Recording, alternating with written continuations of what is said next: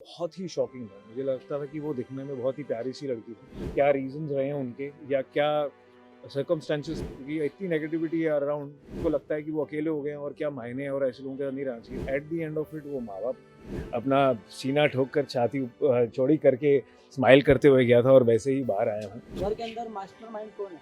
आपको क्या लगता है? आप में से कोई भी इसका जवाब जानता है? उनके रिश्ते में बहुत कन्फ्यूजन है, पर मुझे लगता है कि दोनों बहुत ही अलग तरह के इंसान हैं एक दूसरे के लिए। उन्होंने एक डेट रखी है फिनाले के बाद, जब वो मिलेंगे बाहर और फिर से शुरुआत करेंगे और देखेंगे।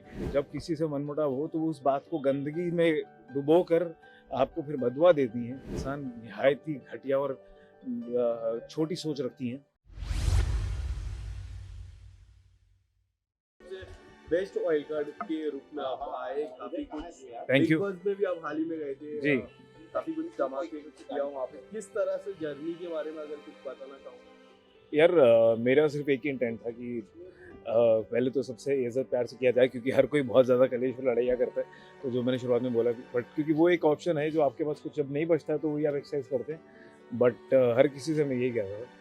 बट वहाँ की एनर्जी ऐसी रहती है जब आप क्लोज रहते हैं और सब दूसरा सिर्फ चीख के लड़ाई करके बात करता है और अपनी हद को पार करता है, तो फिर कई बार ऐसा होना पड़ता है। बट उन सब चीज़ों में, चाहे वो गुस्सा हो, प्यार हो, इज्जत हो, परेशानी हो, किसी से मनमुटाव है, वो सब सच्चाई से करने की कोशिश की है मैंने और वही किया। और अपना सीना ठोक कर छाती चौड़ी करके स्माइल करते हुए गया था और वैसे ही बाहर आया हूँ। यही एक नियत में था और इसीलिए बाहर आया हूँ। तो आप सबका प्यार इतना मिल रहा है, आप सब इतनी ऐसे ही हाथ खोल के मुझे गले लगा रहे हैं और खुशियाँ दे रहे हैं, उन सबको मैं हाथ जोड़ के एम्ब्रेस करता हूँ और ऐसे हाथ खोल के एम्ब्रेस करता हूँ और हाथ जोड़ के आप सबका धन्यवाद करता हूँ। And I am very happy. Stent छोड़ा था बट मज़ेदार था। विकास, साथ ही घर के अंदर मास्टरमाइंड कौन है? आपको क्या लगता है? आप में से कोई भी इसका जवाब जानता है? साजिद खान। फिर आपको खुद को जवाब मालूम आ रहा है, फिर भी मुझसे पूछ रहे हैं। हाँ जी आपको ये नहीं लगा कि जितना भी समय आपने बिताया उस घर में जी। काफी कम समय था और लोगों ने कोऑपरेट नहीं किया? अगर कुछ थोड़ा सा कोऑपरेट करते तो यू वुड हैव गॉन थोड़े से टॉप 6 पे, तो आपको जी नजर आ जी ही रही। जी। आपको ऐसा नहीं लगा? यार वो गेम का फॉर्मेट ही ऐसा है कि वो बिल्कुल अनप्रेडिक्टेबल है। आपको मालूम ही नहीं कि आगे क्या होने वाला है, क्या चीज़ें नहीं हैं। और अब उस सिनेरियो में क्या है कि आपके दिमाग, जहन में और हाथ में जो है वो ये है, जो मुझे लगा कि सच्चाई से समझ से खेलना और कॉल जो सही लगे उसको सही कहो, जो गलत लगे उसको गलत कहो और ठोक कर इज्जत से प्यार से कहो, और वही मैंने किया। बिग बॉस में आपने शिव ठाकरे को एक नाम दिया है। क्या दिया है?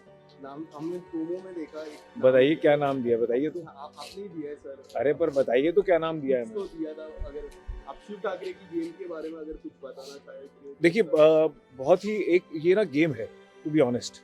हम शायद बाहर इसको पर्सनली ले लेते हैं, बट हम घर में रहकर भी एक दूसरे को बहुत सारी ऐसी बातें बोली जाती हैं कि अगर वो लिमिट क्रॉस नहीं हो तो कोई इसको दिल पे नहीं लेता है। Yes. यू नो, आप एक दूसरे के साथ देखो, आप नॉमिनेट कर रहे हैं, इश्यूज हो रहे हैं, परेशानियाँ हो रही हैं, मनमुटाव हो रहे हैं, लड़ाइयाँ भी हो रही हैं, बट उसके बाद फिर बैठ के साथ में ही खाना खाते थे सारे। बट 31st की मैं बात करूँ, जब पार्टी थी जी घर पे, जी जब शालीन और टीना फिर से नजदीक आए तो जी। लोगों ने वापस बिग बॉस में भी पूछा कि क्या लगता है, लोगों की राय ली, घर वालों की राय ली, जी। उसमें आपकी क्या राय है? उसमें अगर आप कुछ बताना। अब मेरी राय ये है उसमें सिर्फ कि यार उनके रिश्ते में बहुत कन्फ्यूजन है। मेरे पास भी, मैंने भी बहुत कोशिश की उनका वो इज़्ज़त प्यार वो बनी रहे और बीच में जो कन्फ्यूजन है वो हटी रहे, बट वो कन्फ्यूजन बरकरार रही और आने के बाद अगर वो दिखा मुझे कि साथ में हुए हैं, तो वो क्या होगा वो मुझे नहीं पता। बट मुझे लगता है कि दोनों बहुत ही अलग तरह के इंसान हैं एक दूसरे के लिए, और वो घर से बाहर निकलेंगे तो समझ आएगा कि वो कितनों एक दूसरे के लिए कितने अच्छे हैं या नहीं हैं। क्योंकि जब बहुत सारी बातें ऐसी हैं, चाहते हैं वो करना जो कैमरा के सामने वह नहीं रह कर पाते हैं। और ये बात आई थिंक शालीन ने बोली भी थी कि उन्होंने एक डेट रखी है फिनाले के बाद, जब वो मिलेंगे बाहर और फिर से शुरुआत करेंगे और देखेंगे कि कैसा होता है। तो मैं भी वो देखना चाहता हूँ कि फिर वो कैसे अनवील होता है और कैसा रिश्ता बनता है। विकास, साथ ही जी। वो कनन ना, उसकी आवाज़ देखकर सुनते ही मुझे मज़ा आ जाता है। मुझे लगता है क्या मज़ेदार आवाज़ है, फुल पावर बंदा है और फुल ऐसी ही फुल एनर्जी में चार्ज रहता है जैसे मैं रहता हूँ। तो मैं बहुत एक्साइटेड हूँ। मैं जा रहा हूँ कनन के पास, सिद्धार्थ के पास, उससे मिलने, हग करने और उसको इंटरव्यू देने, और आप देखते रहिए। किचन फाइट में अर्चना ने जी अर्चना ने आपको कहा था कि आप बाप नहीं बन सकते। जी। उसके बारे में आपका क्या कहना है? यार बहुत ही शर्मनाक है किसी के लिए कहना, और आप बाहर किसी को ऐसे कह देते हैं तो वो फिर तब भी उस बात को नहीं ले पाता है, और अगर ले भी हो तो उसके पास ऑप्शन होती है कि वो छोड़कर चला जाए इस बात को और आगे बढ़ जाए। बट जब आप एक आइसोलेशन में एक घर के अंदर बंद रहते हैं और आपने जिसके साथ कोशिश की हो कि ये सोचा हो कि यार उनके अंदर थोड़ी इंसानियत और सच्चाई है, डिस्पाइट कि वो सबसे लड़ते रहते हैं या आर्ग्यूमेंट करती रहती हैं, तो मैंने वो एक छोटे से मूवमेंट में उनके साथ ये सच्चाई शेयर कर ली थी कि हमारे साथ ऐसा हुआ था। उसके बावजूद भी अगर वो जब किसी से मनमुटाव हो तो वो उस बात को गंदगी में डुबो कर आपको फिर बदुआ देती हैं, तो ऐसा लगता है कि यार ये इंसान निहायत ही घटिया और छोटी सोच रखती हैं। और इस बात पे मैं ऐसे इंसान के साथ एक भी मिनट नहीं बिताना चाहता हूँ। तो जबकि उसके बाद उन्होंने मुझे कहा कि नहीं मैं विश करूँगी, तो मुझे लगा कि यार आप इतना ज़्यादा गंदा कहती हैं, अगर आप उसके बाद किसी को सॉरी भी कहना चाहें ना तो वो उस पर आप पे विश्वास नहीं होता है, क्योंकि आप फिर मुड़ के दोबारा से कह देंगी तो आपके सॉरी का कुछ मायने ही नहीं रहते। तो ये है। Thank you. विकास जी, इसके यार, अलावा एक आखिरी नए साल की शुरुआत होने वाली है और अंत में की बड़ी घटना हुई पुनीता शर्मा जी जी। काफी झटका लगा पूरी इंडस्ट्री को, आप उसके बारे में क्या कहना चाहोगे? देखिए मैं जैसे ही मेरा एविक्शन हुआ था और मैं यूज टू हो रहा था चीज़ों के और इंसानों के और इन्वायरमेंट का, तो वो पहला इंटरव्यू पहली न्यूज़ थी जो मैंने देखी है टीवी पे, और बहुत ही शॉकिंग था। मुझे लगता था कि वो दिखने में बहुत ही प्यारी सी लड़की थी और अच्छा काम करती थी, और मुझे लगा यार what a waste of life.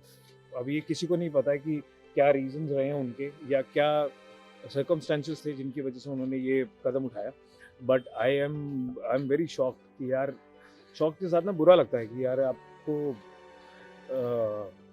क्या कहें, मतलब आप समझ ही नहीं आता कि यार आप क्या कह सकते हैं किसी के लिए ऐसे। बट सिर्फ ये कहना चाहूँगा कि हर किसी को, स्पेशली यूथ को, कि प्लीज़ एक ही ज़िंदगी है, उतार चढ़ाव ज़िंदगी में चलते रहते हैं, बहुतों की ज़िंदगी में बहुत सारी प्रॉब्लम्स होती हैं और जो इससे भी बहुत बड़ी बड़ी होती हैं। थोड़ा नज़रिया बड़ा रखिए और हिम्मत रखिए अपनी प्रॉब्लम से डील करने की, और अपने माँ बाप और अपनी फैमिली के साथ एकजुट होकर रहिए, क्योंकि जब आप वो रहेंगे, जो पेड़ अपनी नींव के साथ हमेशा स्ट्रांग रहता है वो नहीं गिरता है।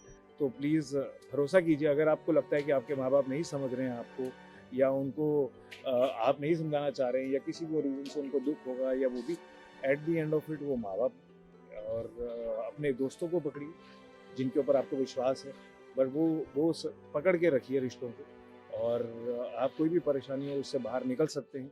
और प्लीज़ हाथ जोड़ के आप सबसे रिक्वेस्ट है, एक लाइफ है, साथ में रहिए, इज़्ज़त प्यार बना के रखिए। यही मैं आप सबसे भी चाहता हूँ, क्योंकि इतनी नेगेटिविटी है अराउंड कि लोगों को लगता है कि वो अकेले हो गए हैं और क्या मायने हैं और ऐसे लोगों के साथ नहीं रहना चाहिए। बट फिर भी ज़िंदगी खूबसूरत है। हम ढूंढते हैं तरीके और रीजंस कि उनको वो आउटलुक दे पाएँ ज़िंदगी की तरफ, और आप भी दीजिए और हिम्मत मत हारिए please. Take care, God bless all of you. Thank you sir. Thank you.